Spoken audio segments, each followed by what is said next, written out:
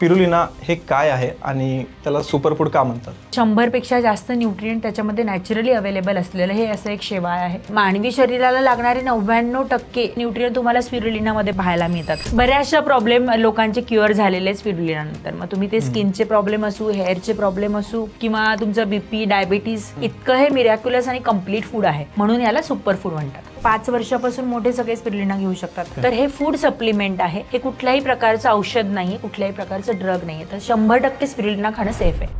Spirulina तयार कसं होतं? स्पिरुलिनाची शेती ही पाण्यामध्ये होते, कारण तर हे शेवाळ आहे. तर तुम्हाला ते झाडासारखं दिसणार नाही टँकमध्ये. टँकमध्ये जेव्हा पाहाल तुम्हाला फक्त ग्रीन कलर दिसेल. मग हे ओपन स्पेस मध्ये करायची असते शेती का त्याला कव्हर करायला लागतं? तशी जनरल त्याची रिक्वायरमेंट नाहीये की तुम्ही कव्हर करून शेती करा. ओपन स्पेस मध्ये तुम्ही आरामात करू शकता ही शेती. तर मिनिमम 20,000 लिटरचं तुमचे टँक असले पाहिजेत. साधारण एक 35 ते 40 किलो पर मंथचं प्रोडक्शन निघतं ड्राय पावडर फॉर्म मध्ये. गुड अमाऊंट आहे. जर तुम्ही बॉटलमध्ये सेल केलात तर एक चांगला बिझनेस त्यातून उभा राहू शकतो. मग पावडर पासून मग तुम्ही बरेचसे बाय प्रोडक्ट बनवतो आपण. त्याचे काय काय बनवतो? टॅबलेट बनतात, कॉस्मेटिक्स मध्ये पण करू शकतो. बऱ्याच अॅनिमल फीड मध्ये वापरलं जातं. फार्मा मध्ये बऱ्याच प्रोडक्ट मध्ये ऍज अ इन्ग्रेडियंट म्हणून स्पिरुलिना वापरतात. ते पावडर किती दिवस ठेवू शकतो? पावडरची शेल्फ लाईफ 2 वर्ष. एअरटाईट कंडिशन मध्ये ठेवावी लागते. Dried powder. पण एक आता नवीन फार्मर येतोय, त्याच्यापाशी जमीन पण आहे, तो स्टार्ट केला त्यानं तर त्याला चालेल का ही गोष्ट? का त्याला अवघड जाईल खूप? एकदा ट्रेनिंग तुम्ही प्रॉपर व्यवस्थित ट्रेनिंग घेतलं आणि ते तुम्ही व्यवस्थित इम्प्लिमेंट केलं तर याची गॅरंटी की तुम्ही तुमचा प्लांट उभा करू शकता. टर्नओव्हर 1 CRच्या पुढे जातो आमचा. 40 to 50% प्रॉफिट आहे याच्यामध्ये.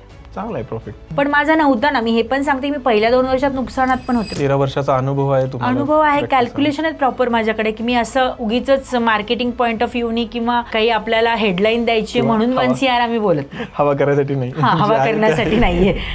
भारताच्या बाहेर काय सीन आहे स्पिरुलिनाचा? डेव्हलप कंट्रीज मध्ये डिमांड आहे. अशा कंट्रीज मध्ये फूड सप्लिमेंट, फक्त स्पिरुलिना नाही म्हणत मी, फूड सप्लिमेंटच कन्सेप्ट त्यांच्याकडे फार आधीपासून आहे. आता काही रेस्टॉरंट अशा आहेत फॉरेन मध्ये की जिथे तुम्हाला स्पिरुलिना ऍडेड असं मेनू कार्ड मिळतं वेगळं. तर एक्सपोर्टच्या दृष्टीने पण स्पिरुलिनाचा बिझनेस खूप चांगल्या प्रमाणात करता येऊ शकतो. का वाढत नाही तर मार्केटिंग डेफिनेटली थोडंसं चॅलेंजिंग आहे. अवेअरनेस आपल्याकडे फार कमी आहे. फार कमी लोकांना स्पिरुलिना माहिती आहे. जनरली पोट भरण्यासाठी खाणं हा कन्सेप्ट आहे आपल्याकडे. हेल्थसाठी खाणं हा खरंच कमी आहे. पॉप्युलेशन कुठे चाललंय तर आपल्याकडेच खूप जास्त रिक्वायरमेंट आहे.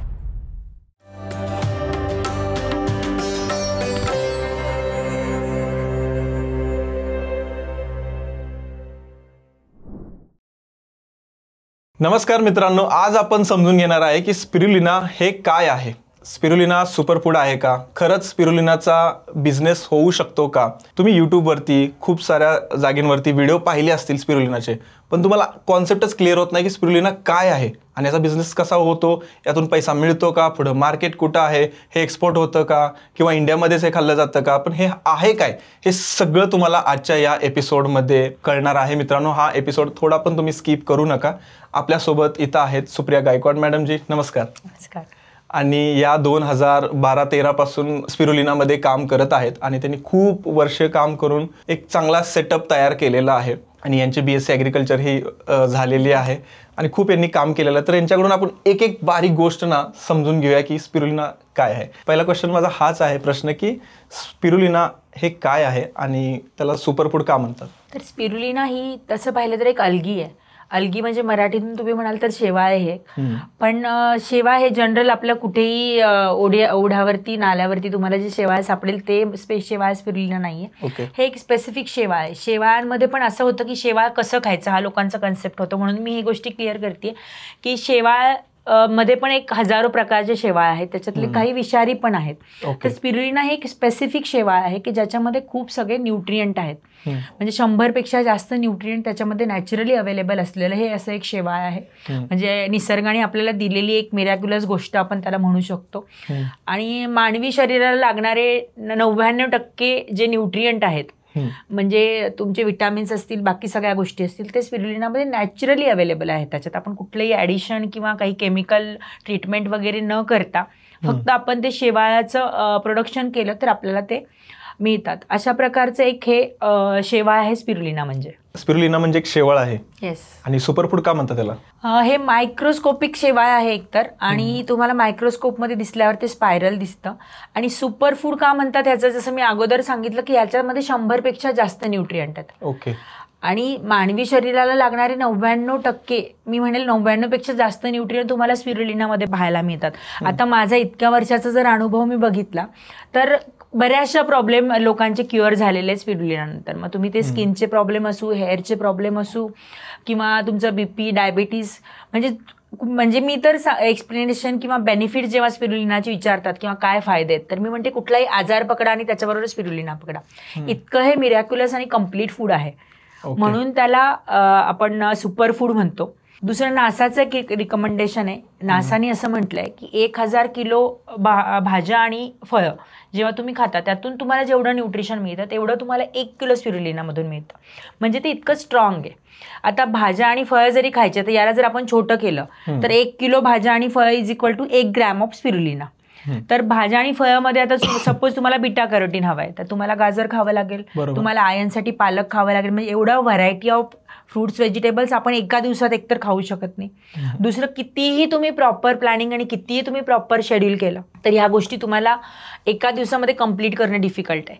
तर ह्याला तुम्ही पॉवर हाऊस म्हणू शकता न्यूट्रिशनचं. 1 ग्रॅममधून तुम्हाला सगळे न्यूट्रिएंट मिळतात तुमच्या बॉडीला रिक्वायर्ड, म्हणून याला सुपर फूड म्हणतात. आणि यामध्ये एक अंदाजे तुम्ही सांगू शकता काय काय न्यूट्रिएंट्स असतात? ह्याच्यामध्ये न्यूट्रिएंट्स पाहायला गेले तर इम्पॉर्टंट सगळ्यात महत्त्वाचं याच्यात प्रोटीन असतं. ह्याच्यामध्ये 65 to 70% तुम्हाला प्रोटीन मिळतं. त्याच्यानंतर ह्याच्यामध्ये कॅल्शियम आहे, याच्यामध्ये आयर्न आहे, मॅंगनीज आहे, झिंक आहे. विटॅमिन्समध्ये तुम्ही जाताल तर याच्यामध्ये A विटॅमिन आहे, B कॉम्प्लेक्सचे सगळे विटॅमिन आहेत, विटॅमिन C आहे, विटॅमिन E आहे. याच्यामध्ये GLA नावाचा एक घटक आहे की जो बाकी तुम्हाला कशातच मिळत नाही. GLA is gamma linolenic acid, जे नॅचरली मदर्स मिल्कमध्ये असतं आणि त्याच्यानंतर स्पिरुलिनामध्ये असतं. तर GLA काम कशावर करतं? GLA तुमच्या ब्रेन हेल्थवर आणि तुमच्या मेमरीवर काम करतं. तर त्याच्यामुळे त्याचेही वेगळे फायदे आहेत. तसं जसं म्हटलं की 99% सगळेच न्यूट्रिएंट, सगळेच विटॅमिन्स याच्यामधून तुम्हाला मिळतात. पण लोक तर असं म्हणतात की म्हणजे जास्त गोळ्या खायला नको, गोळ्या खाल्ल्या तर लिव्हर खराब होऊ शकतं किंवा किडनीवर लोड येऊ शकतो.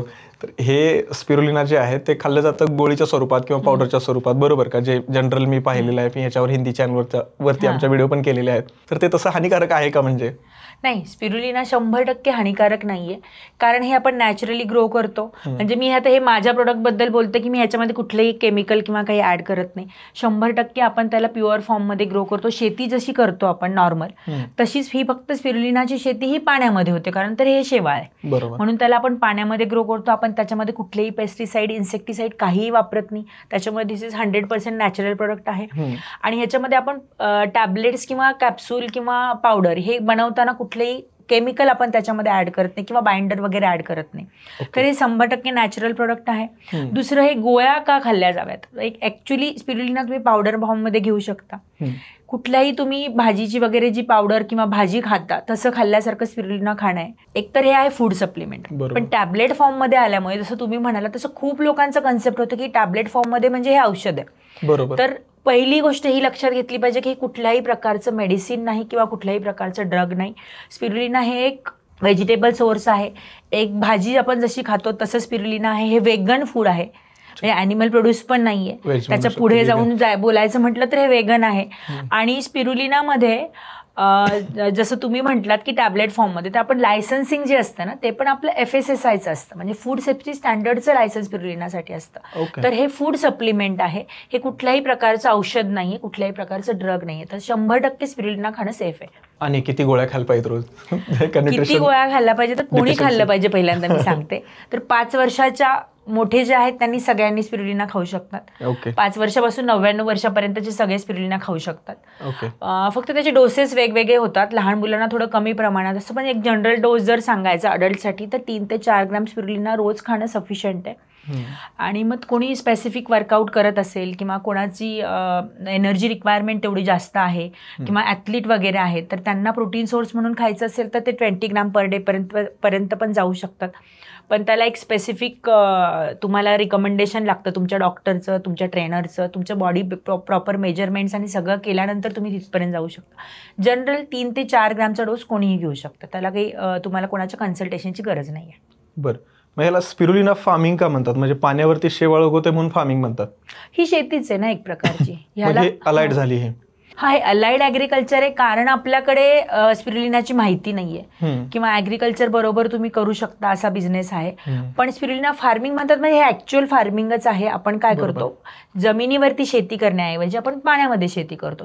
हे जसं तुम्ही कुठलंही बी टाकता तसं आपण स्पिरुलिनाचं मदर कल्चर टाकतो, ते ग्रो होतं, आपण त्याला हार्वेस्ट करतो. ओके. म्हणजे नॉर्मल शेतीच्या प्रमाणेच हे चाललेलं असतं. त्याला फूड म्हणून पण आपण NPKs देतो, जसं जो आपण नॉर्मल प्लांटला देतो. अच्छा, त्याला पण खतं वगैरे दिली जातात. हा, खतं NPKचंच खत आपण त्याला देतो किंवा ऍटमॉस्फिअर मधून ऑक्सिजन घेतं, कार्बन डायऑक्साईड घेतं. नॉर्मल प्लांटचा जो फेनॉमेना असतो की डे टाइम मध्ये, नाईट टाइम मध्ये किंवा त्याच्यातून जमिनीतून फूड घेण्याऐवजी हे पाण्यातून फूड घेतं. जसं कुठलंही पीक ग्रो करतो आपण तसंच स्पिरुलिना ग्रो होतं. फरक एवढा आहे की हे मायक्रोस्कोपिक आहे, तर तुम्हाला ते झाडासारखं दिसणार नाही टँकमध्ये. टँकमध्ये जेव्हा पाहाल तुम्हाला फक्त ग्रीन कलर दिसेल, पण मायक्रोस्कोप खाली पाहाल तर त्याचं प्रॉपर स्ट्रक्चर पण तुम्हाला पाहायला मिळेल, पूर्ण क्लिअर दिसणार तिथे. हा, पूर्ण स्प्रिंग सारखं स्ट्रक्चर दिसतं, म्हणून त्याला स्पिरुलिना म्हणतात, स्पायरल शेप.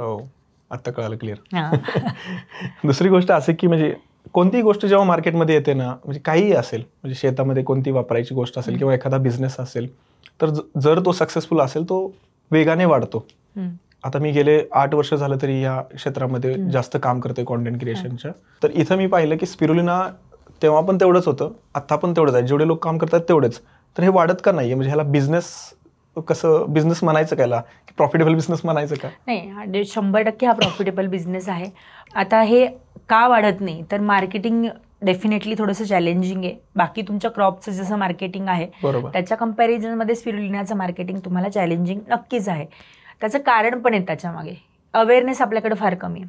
फार कमी लोकांना स्पिरुलिना माहिती आहे. स्पिरुलिना द्या सोडून फूड सप्लिमेंट फार कमी लोकांना माहिती आहे. कोविडच्या अगोदर तर लोकांना इम्युनिटी हा वर्ड पण कळत नव्हता. म्हणजे सगळ्यांनाच कळत नव्हतं असं नाही मी म्हणणार, पण तेवढा जनरल किंवा कॉमन वर्ड नव्हता हा की तुमची इम्युनिटी चांगली असेल बाबा तर तुम्ही स्ट्रॉंग किंवा हेल्दी असता. आता सगळेच तो वर्ड यूज करतात. आता सगळेच तो यूज करतात. आता कोविडमध्ये लोकांना कळालं की ज्याची इम्युनिटी चांगली होती त्यांना कमी अफेक्ट झालं किंवा त्यांना अफेक्ट नाही झाला.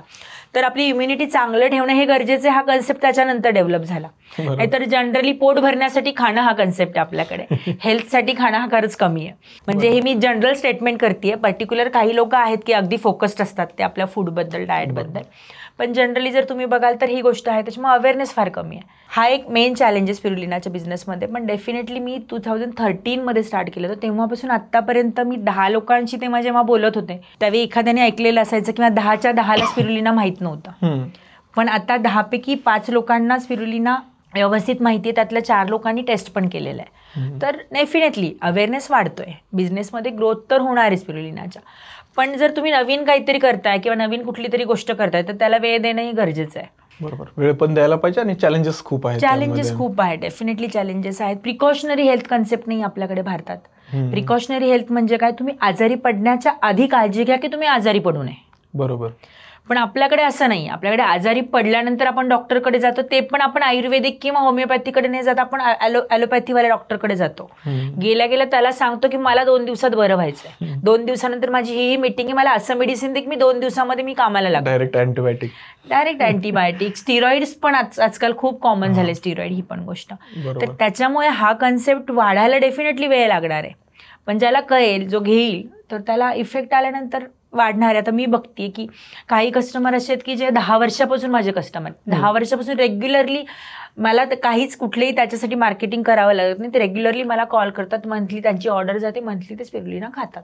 तुम्ही आता कसं आहे 12-13 वर्ष झालं करताय म्हणून तुम्ही सेट झालाय. पण एखादा नवीन फार्मर येतोय, त्याच्यापाशी जमीन पण आहे, तो काहीतरी गोट farming, dairy farming, poultry farming पण छोटासा घरगुती करतोय, तर तो स्टार्ट केला त्यानं तर त्याला चालेल का ही गोष्ट, का त्याला अवघड जाईल खूप? नाही, अवघड जाणार नाही त्याला. आता मला फार अवघड गेली कारण त्यावेळी फार कमी माहिती अवेलेबल होती. बरोबर. तर आता बऱ्यापैकी स्पिरुलिनाचा अवेअरनेस जसा जसा वाढलाय तशा गोष्टी वाढल्यात. आता आम्ही स्वतः ट्रेनिंग घेतो, ज्याच्यामध्ये आम्ही ट्रेनिंगमध्ये लोकांना डिटेल जिथपर्यंत आम्ही आलोय तिथपर्यंत शिकवतो. आता मला सुरुवातीला प्रत्येकच गोष्टीसाठी स्ट्रगल करावं लागलं. इन्फॉर्मेशन खूप कमी अवेलेबल होती. त्याच्यानंतर जे ट्रॅडिशनल वेनी टेक्निक अवेलेबल होती, म्हणजे स्पिरुलिना ग्रो कसं करायचं हे अगदी ट्रॅडिशनल वेनी अवेलेबल होतं. म्हणजे टँक, एक एक्झाम्पल जर सांगायचं झालं तर सिमेंट टँक होते. आता मी एका केव्हीकेला पाहिले होते किंवा मी सेंट्रल गव्हर्नमेंटच्या एका इन्स्टिट्यूटमध्ये स्पिरुलिनाची माहिती घ्यायला गेले होते, तर तिथेही सिमेंट टँक होते. तर सिमेंट टँकचा काय प्रॉब्लेम व्हायचा, एक तर टँक कन्स्ट्रक्शनची कॉस्ट तुमची जास्त जाते. सिमेंट टँकमध्ये परत परत क्रॅक्स यायचे. आता हे पाण्यामध्ये ग्रो होणार आहे तर क्रॅक्समुळे कॉन्टॅमिनेशनचे चान्सेस वाढायचे. तर पुन्हा पुन्हा तुम्हाला कल्चर रिपीट करावं लागायचं, त्याच्यामध्ये तुमची बरीचशी कॉस्ट आणि बराचसा लॉस व्हायचा. तर अशा खूप गोष्टी होत्या. तर आता त्याला पर्याय म्हणून आम्ही एक टार्पोलिनचे टँक केलेत किंवा डोसेसमध्ये चेंजेस केलेत. तर आता आम्ही जे शिकवतो त्याला आम्ही म्हणतो advance and economic spirulina farming. आता इकॉनॉमिक का, तर सुरुवातीला जेव्हा मी प्रोडक्शन स्टार्ट केलं त्यावेळी माझी प्रोडक्शन कॉस्ट सेलिंग कॉस्टपेक्षा जास्त होती. ओके. आता ती मी 50% आणली आहे. Okay, great. प्रयत्न करून की 50% तुमची प्रोडक्शन कॉस्ट म्हणजे जी प्रोडक्शन कॉस्ट आहे सेलिंग कॉस्टच्या अर्धी आहे तुमच्या.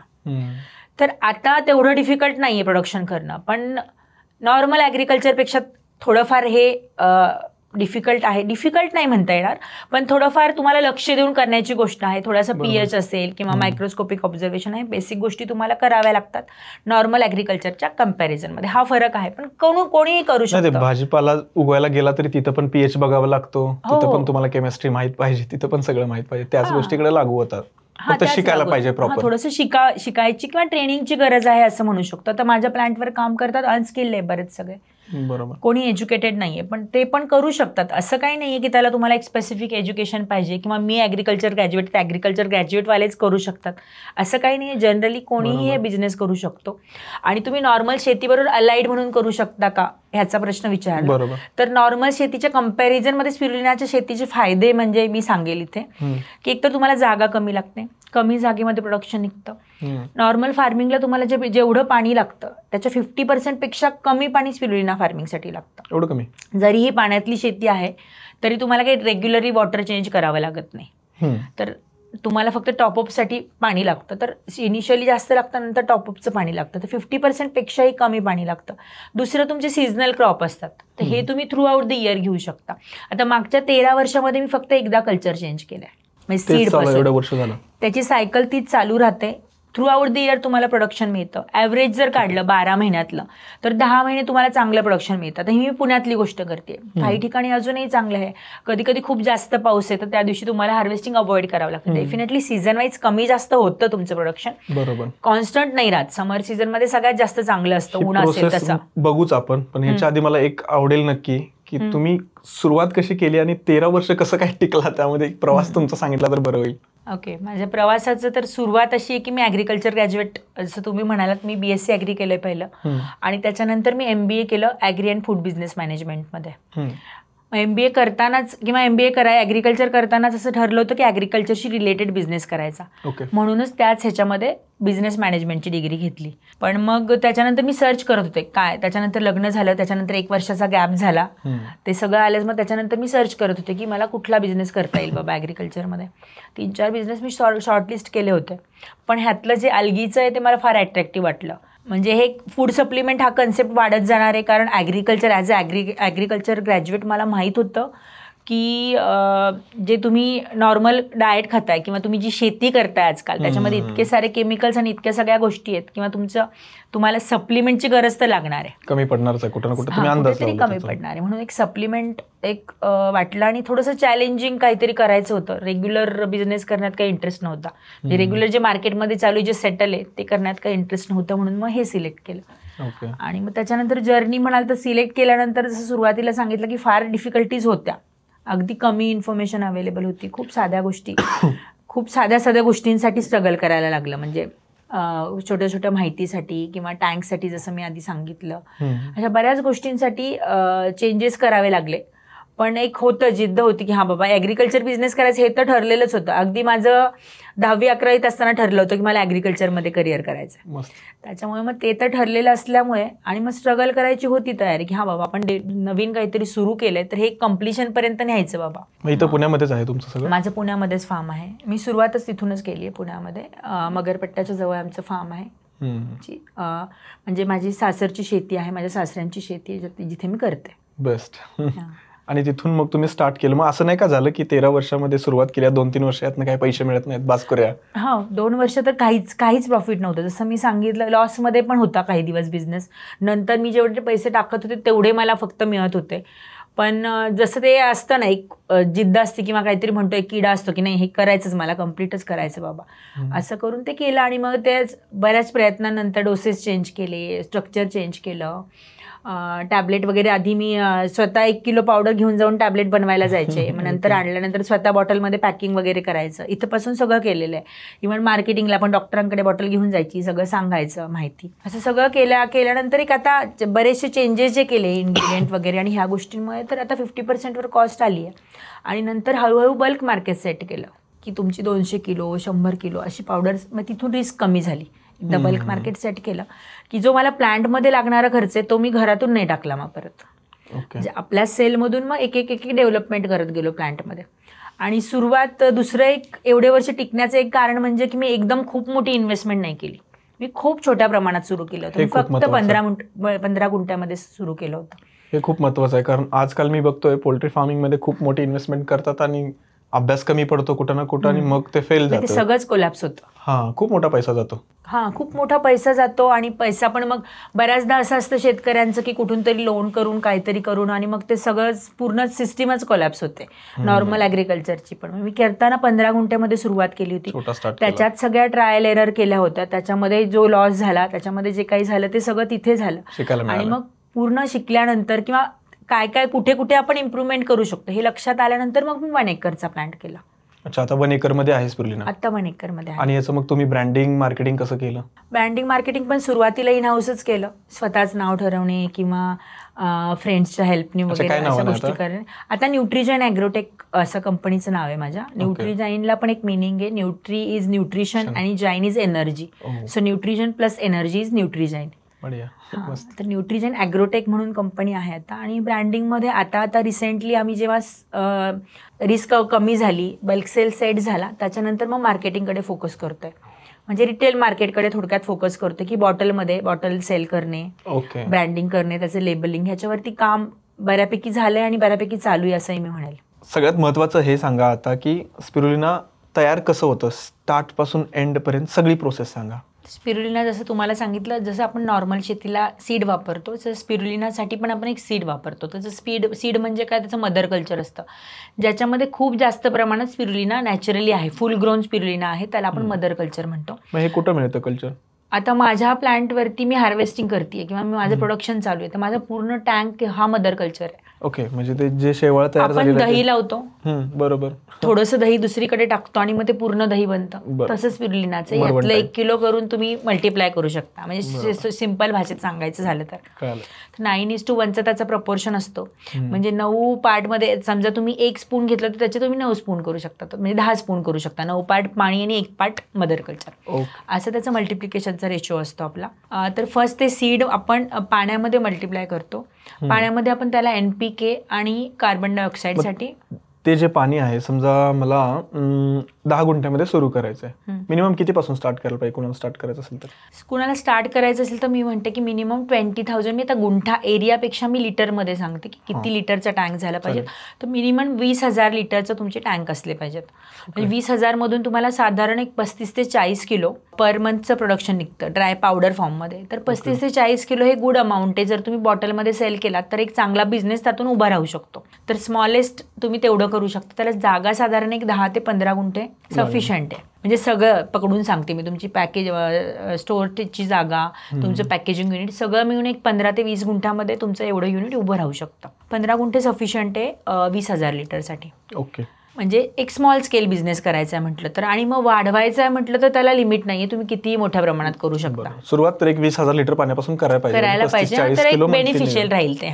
त्याच्यापेक्षा कमी प्रोडक्शन असेल तर मग त्याला मार्केटिंग किंवा त्याचा जो रिव्हेन्यू आहे तोच दिसणार नाही तुम्हाला कुठे. तर तेवढ्या साईजमध्ये करायला पाहिजे. मग ते सुरुवातीला जे पाणी आपण घेतोय हे पाणी विहिरीचं, बोरचं, नॉर्मल कसं पाणी पाहिजे? नाही, हे शक्यतो आपण सांगतो बोरचं पाणी घ्या. विहिरीच्या पाण्यामध्ये काय होतं, दुसऱ्या अल्गीचे कॉन्टॅमिनेशनचे चान्सेस असतात ओपन. तर बोरवेलचं पाणी असतं त्यात पण आपण टेस्टिंग करून घेतो की जे पिण्यायोग्य पाणी आहे ते स्पिरुलिनासाठी चालतं. तर त्या पाण्यामध्ये तुम्ही प्रोडक्शन घेऊ शकता. मग त्या पाण्यामध्ये आपण NPK ऍड करतो, त्याला नायट्रोजन, फॉस्फरस, पोटॅश, आणि त्याच्याबरोबर आपण कार्बन डायऑक्साईडसाठी सोडियम बायकार्बोनेट ऍड करतो, म्हणजे खाण्याचा सोडा जो असतो. आणि त्याच्यामध्ये हे मल्टिप्लिकेशन होतं. ओके, सगळ्यात आपण आधी टँक तयार केला, सिमेंटचा असेल किंवा टार्पोलिनचा असेल, त्यामध्ये 20,000 लिटर पाणी भरलं. त्यानंतर आपण काय केलं की स्पिरुलिनाचं कल्चर टाकलं. कल्चरला त्या काय केलं आपण, नायट्रोजन, फॉस्फरस, पोटॅश दिलं. आणि त्यानंतर आपण त्याला काय करायचं पुढं ते तसं त्याच्यानंतर व्हिडिओजमध्ये प्लांटचं टँकचा जर व्हिडिओ पाहिला असेल तर त्याला एक ॲजिटेशन देतो आपण, त्याला एक मुवमेंट द्यायची असते. ते पाणी स्टॅग्नंट नाही राहिलं पाहिजे, ते एक हलतं पाणी राहिलं एका ठिकाणावर पाणी नाही थांबायला पाहिजे, एका ठिकाणावर नाही थांबायला पाहिजे. मग त्याला ते ॲजिटेशन म्हणतो आम्ही. त्याला ते ॲजिटेशन पण आपण दिवसभर देतो, म्हणजे 9 तास एक ॲजिटेशन देणं गरजेचं आहे. अगदी पूर्ण रात्रभर एक 5 नंतर किंवा सनसेट नंतर आपण परत ॲजिटेशन चालवत नाही, कारण ही वनस्पती आहे एक प्रकारची, हे प्लांट आहे, तर त्याचं रेस्टिंग टाईम आहे. रेस्टिंग टाईममध्ये आपण त्याला डिस्टर्ब करत नाही. रात्रीच्या वेळी आपण ॲजिटेशन किंवा कुठलीही प्रोसेस करत नाही प्लांटवर, शांत स्थिर ठेवायचं. डे टाईममध्ये ती प्रोसेस चालू असते. तर ते ॲजिटेशन दिल्यानंतर ते त्यात ग्रो होत राहतं. एकदा ते ग्रो झालं म्हणजे त्यात वाढत गेलं आणि तेव्हा त्याच्यानंतर एक त्याच्यावरती टँकवरती एक थर येतो, एक लेअर येतो हिरव्या कलरचं डेफिनेटली. ब्ल्यू ग्रीन अल्गी आहे तसं स्पिरुलिना, पण टँकमध्ये तुम्हाला ग्रीनच कलर दिसतो. ड्राईंग नंतर तुम्हाला ब्ल्यूइश टिंज दिसतो त्याच्यावरती. तर तो जो ग्रीन कलरचा लेअर आला की इंडिकेशन आहे की बाबा तुम्ही आता याच्यातून हार्वेस्ट करू शकता, तुमचं क्रॉप हार्वेस्टिंगला आलंय असं आपण जनरल शेतीच्या लँग्वेजमध्ये म्हणू शकतो. मग त्याच्यानंतर तुम्ही रेग्युलरली त्याचं हार्वेस्टिंग करू शकता. सुरुवातीला एक 6 महिन्यांपर्यंत आपण त्याला अल्टरनेट डे करतो, सेट होईपर्यंत. परवा करायचं असं करतो. किंवा 2 टँक असतील तर आज एक टँक उद्या एक टँक, अशा प्रकारे आपण त्याचं करू शकतो हार्वेस्टिंग. एक 6 महिन्यानंतर तुमचा टँक सेट होतो, त्याच्यानंतर तुम्ही एव्हरी डे हार्वेस्टिंग करू शकता थ्रू आउट द इयर. किती टाइम, सकाळी का संध्याकाळी? सकाळी जेवढा लवकर सुरू कराल ते बेटर असतं, कारण मग त्याला सनलाईट आवर्स मिळतात ड्राईंगसाठी. कारण आपल्याला सेम डेला त्याला ड्राय पण करायचं असतं, ज्या दिवशी प्रोडक्शन केले त्या दिवशी, हार्वेस्ट केले त्या दिवशी. तर अर्ली मॉर्निंग चांगलंच असतं आणि डिपेंड तुमचे प्रोडक्शन जितकं जास्त आहे, तर खूप कमी असेल तर ते 2 तासात पण तुमचं हार्वेस्टिंग होऊन जाईल. तुमची टँक साईज मोठी असेल तर हार्वेस्टिंगला तेवढा वेळ जास्त लागेल. वरचं फक्त शेवाळ उचलायचं नाही, वरचं शेवाळ आपण उचलत नाही, ते ॲजिटेशन कंटिन्यू चालू असतं, त्याच्यामुळे वरती लेअर असा कुठला राहत नाही. त्याचं एक स्पेसिफिक कापड असतं ते शेवाळ गाळण्यासाठी. तर त्या 350 मायक्रॉनचा एक कपडा असतो, त्याच्यातूनच आपण ते टँकचं पाणी पास करतो. अख्ख्या टँकचं नाही करत, 70% 60% करतो. कारण अगेन दही लावल्यासारखं जर आपण करतो तर त्यात काहीतरी राहिलं पाहिजे. सगळंच जर तुम्ही काढून घ्याल तर पुढचं हार्वेस्टिंग तुमचं 8 दिवसांनी येईल. थोडी मॅच्युअर अलगी पण त्याच्यामध्ये राहिली पाहिजे, असं त्याचं हे आहे. बरोबर. म्हणजे आपण टँक घेतला म्हणजे ह्यासाठी सगळ्यात महत्वाचं पाणी पाहिजे, लाईट पाहिजे, कारण ते फिरवणार कसं, बरोबर का? इलेक्ट्रिसिटी पाहिजे. ड्रायसाठी सनलाईट कायम पाहिजे. पावसाळ्यात पाऊस असतो, ढग असतो, तेव्हा नाही त्याला काय होतं, पाऊस आणि ढग असतं त्यावेळी एकतर आपण त्याला जास्त स्क्वीज करून ड्राय करू शकतो. अगदीच खूप कंटिन्युअस पाऊस चालाय 4-5 दिवस, तर त्यावेळी आपण हार्वेस्टिंग स्किप करतो. त्यावेळेस आपण हार्वेस्टिंगच करत नाही. तर त्यावेळी आपण हार्वेस्टिंग करत नाही, म्हणून तर आपण मग ॲव्हरेज 10 महिन्याचा काढतो. अच्छा, 2 महिने स्किपच करतो. 2 महिने सलग पावसात नाही स्किप करत आपण, पण कमी जास्त कुठं. कधी आता 4-5 दिवस सलग पाऊस चालू बंद केलं, पुढच्या आठवड्यात परत हार्वेस्ट केलं. पण ॲव्हरेज जेव्हा आपण काढतो वर्षात, किंवा थंडीत खूपच थंडी पडली, आज ऊनच नाहीये बिलकुल, आपण ड्रायच करू शकत नाही, त्या दिवशी हार्वेस्टिंग स्किप करा.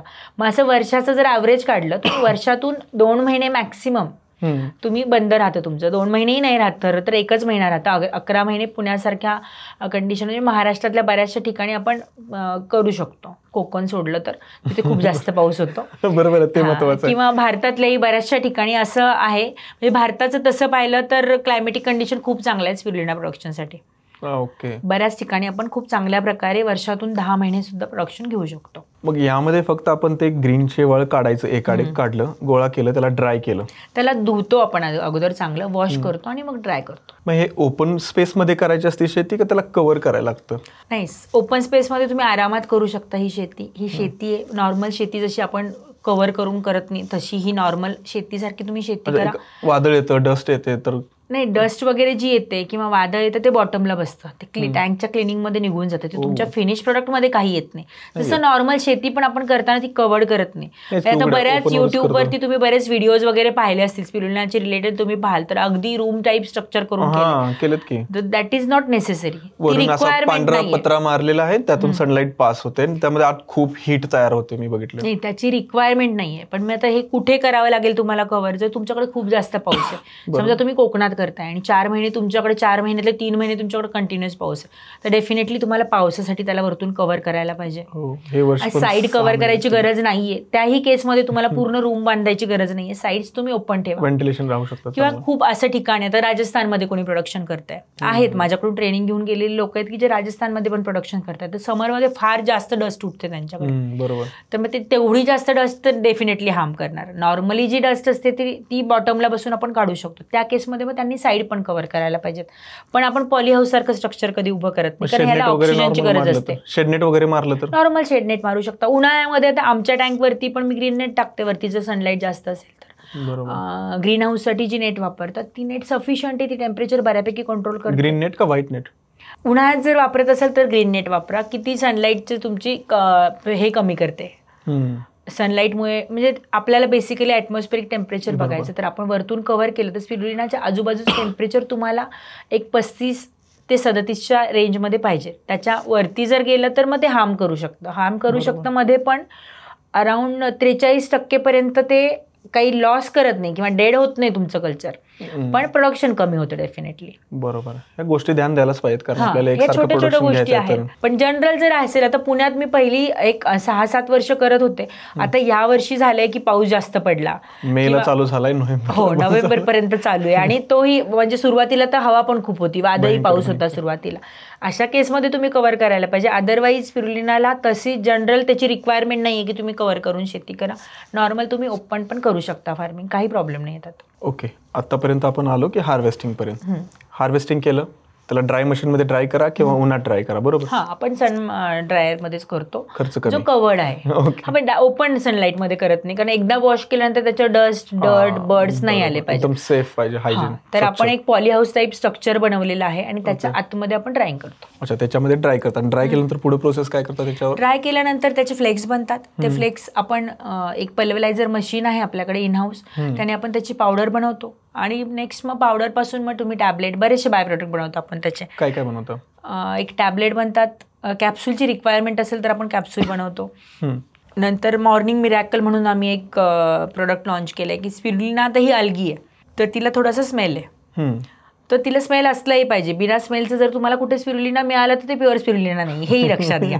की कारण अल्गी आहे तर तिला स्पेशल स्मेल असलाच पाहिजे. चालू आहे अडल्ट्रेशन, खूप जास्त प्रमाणात चालू आहे स्पिरुलिनामध्ये पण. भेसळ अवघड आहे सगळीकडेच. हा बिझनेस जेवढा नवीन आहे, जेवढा लोकांना माहित नाही, त्याच्यापेक्षा जास्त भेसळ भरपूर प्रमाणात चालू आहे याच्यामध्ये. अडल्ट्रेशन होतं. स्वस्तात देणार हो. तर स्मेल तो स्पेसिफिक असलाच पाहिजे. मग त्याच्या स्मेलसाठी आपण काय केलंय, त्याच्याबरोबर काही फ्रूट आणि व्हेजिटेबलचे एक्स्ट्रॅक्ट ॲड करून एक ड्रिंक तयार केलंय. त्याची टेस्ट पण खूप छान असते. त्याला आपण मॉर्निंग मिराकल म्हणतो. अर्ली मॉर्निंग तुम्ही प्री वर्कआउट जर ते घेतलं तर त्याचे तुम्हाला बरेचसे स्किनसाठी, हेअरसाठी, जनरल पण खूप सारे बेनिफिट्स आहेत. तुमची प्रोटीन रिक्वायरमेंट पण, एनर्जी लेवल पण वाढते वर्कआउटसाठीची वगैरे. आणि हे सगळे प्रोडक्ट कुठे आहेत? म्हणजे आपल्या वेबसाईटवरती सेलला आहेत, अमेझॉनवरती पण आहे आपले प्रोडक्ट, आणि nutrigen.com आपल्या वेबसाईटवरून डायरेक्ट ऑर्डर करू शकता तुम्ही वेबसाईटवरून. चांगली गोष्ट आहे. करतात म्हणजे सगळे लोक? हो, ऑर्डर करतात. भारी. तुम्हाला खूप वेळ गेला असेल हे सगळं वेबसाईट तयार करणं, सिक्रेट लिस्टिंग करणं, पुन्हा ते प्रोडक्ट पॅकेजिंग. आता डेली रेग्युलर चालू असतं तुमचं कुरिअर? आता रेग्युलर कुरिअर पॅकिंग वगैरे ऑर्डर चालू असतात. अजूनही त्याच्यात खूप काम करायचं आहे सोशल मीडियावरती वगैरे. ते पूर्ण झालंय किंवा 100% आम्ही रिटेलमध्ये सक्सेसफुल आहे असंही मी म्हणणार नाही, पण त्याच्यात पण अजून खूप गोष्टी आहेत करण्यासारख्या. आम्ही करतोय, ते पाईपलाईन मध्ये आहेत. आपण कॉस्मेटिकमध्ये पण काही प्रोडक्ट बनवलेत. आपलं सोप वगैरे आहे स्पिरुलिनाचा, नीम तुलसी ऍड करून, त्याचे स्किनसाठी खूप चांगले रिझल्ट आहेत. म्हणजे ह्युमन कन्झम्पशन सोडून हे आहे एक आहे, म्हणजे जिकडे कॉस्मेटिक्स मध्ये पण करू शकता. आपलं अजून एक दुसरं जे प्रोडक्ट आहे की ज्याचे खूप सुपर रिव्ह्यूज आहेत लोकांचे, त्याचे खूप छान रिझल्ट आलेले आहेत. आपण स्पिरुलिनामध्ये ॲस्ट्राझेन्थिन ऍड केलंय. तर ॲस्ट्राझेन्थिन ऐकलं असेल तुम्ही. आजकाल लोकांना ॲस्ट्राझेन्थिन बऱ्यापैकी मार्केटमध्ये ते हे होतं. ॲस्ट्राझेन्थिन इज वर्ल्ड स्ट्रॉंगेस्ट अँटीऑक्सिडंट. त्याच्या अँटीऑक्सिडंट प्रॉपर्टी खूप चांगल्या आहेत. अँटीऑक्सिडंट म्हणजे काय करतात, एकतर अँटी एजिंग इफेक्ट तुमच्या बॉडीवर देतात. तर अँटी एजिंग मध्ये काय येतं, तर तुमच्या स्किनसाठी, तुमच्या हेअरसाठी आणि तुमच्या मसल्ससाठी खूप चांगलं असतं, मसल स्ट्रेंथ चांगली ठेवण्यासाठी. तर आपण असं एक प्रोडक्ट केलं ज्याला आपण स्पिरुलिना गोल्ड म्हणतो. त्याचे खूप छान रिझल्ट आहेत. तर असं थोडंसं रिसर्च वर्क आणि हे बॅकग्राऊंडला प्रोडक्शनसाठी चालूच असतं आपलं बाय प्रोडक्टसाठी. अजून कुठं वापरलं जातं का स्पिरुलिना? बऱ्याच ॲनिमल फीडमध्ये वापरलं जातं. फार्मामध्ये बऱ्याच प्रोडक्टमध्ये ॲज अ इन्ग्रेडियंट म्हणून स्पिरुलिना वापरतात. म्हणजे जे औषधं तयार होतात त्याच्यामध्ये ॲज अ इन्ग्रेडियंट म्हणून वापरतात. बऱ्याचशा आयुर्वेदिक मेडिसिन मध्ये पण स्पिरुलिना ॲज अ इन्ग्रेडियंट वापरलं जातं. त्यांना तुम्ही सप्लाय करता? हो, आपण त्यांना सप्लाय करतो. फार्माच्या ज्या कंपन्या आहेत त्या पण तिथं वापरतात हे? हो, स्पिरुलिना वापरतात, त्या पण काही प्रमाणात वापरतात, पण pure spirulina is more beneficial than that. म्हणजे याचा प्रॉपर रिसर्च झालेला आहे की हे औषधामध्ये वापरू शकतो? हो, ह्याला नासाचं रिकमेंडेशन आहे, ह्याला वर्ल्ड हेल्थ ऑर्गनायझेशनचं WHO रिकमेंडेशन आहे की this is super food, this is compact food, this is complete food. हे आपण असंच बोलत नाहीये, ह्याच्यावरती सगळा रिसर्च झाले. दिस इज क्लिनिकली प्रूव्हन की स्पिरुलिना एक सुपर फूड आहे. एवढे सारे सगळे ऑप्शन आहेत. म्हणजे आता याला ॲनिमल फीड पण आहे, कॉस्मेटिक पण आहे, ह्युमनसाठी पण आहे.